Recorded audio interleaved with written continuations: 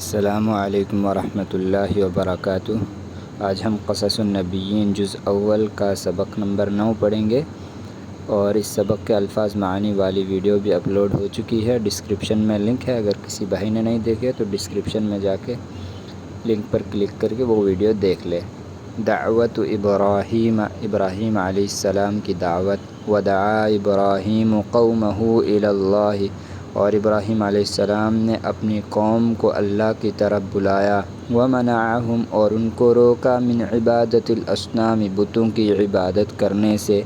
قال ابراہیم لقومہ، ابراہیم علیہ السلام نے اپنی قوم سے کہا، ما تعبدون، آپ کس کی عبادت کرتے ہیں؟ قالوا نعبد اصناما، لوگوں نے کہا ہم بتوں کی عبادت کرتے ہیں۔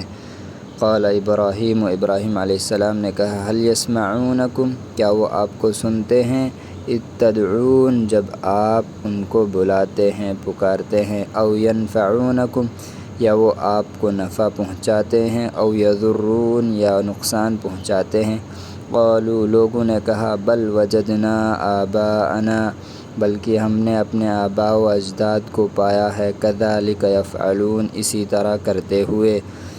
قال ابراہیم، ابراہیم علیہ السلام نے کہا، فأنا لا اعبد هذه الاصنام، تو میں ان بتوں کی عبادت نہیں کرتا ہوں۔ بل انا عدو لهذه الاصنام، بلکہ میں ان بتوں کا دشمن ہوں۔ انا اعبد رب العالمین، میں تمام عالم کے رب کی عبادت کرتا ہوں۔ الذی خلقنی، جس نے مجھے پیدا کیا۔ فهو یہدین، تو وہی میری رہنمائی کرتا ہے، مجھے ہدایت دیتا ہے۔ والذی هو یطعمنی، وہی ہے جو مجھ کو کھلاتا ہے، ویسقین، اور پلاتا ہے۔ واذا مرضت، اور جب میں بیمار ہوتا ہوں، فهو یشفین، تو وہی مجھے شفا دیتا ہے۔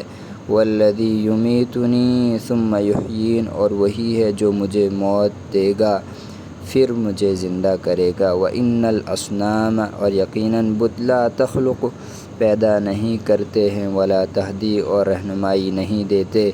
وانھا لا تطعم احدا، اور نہ وہ کسی کو کھلاتے ہیں، ولا تسقی، اور نہ پلاتے ہیں۔ واذا مرض احد، اور جب کوئی بیمار ہوگا، فہی لا تشفی، تو وہ شفا نہیں دیں گے۔ جب کوئی بیمار ہوتا ہے تو وہ اس کو شفا نہیں دیتے۔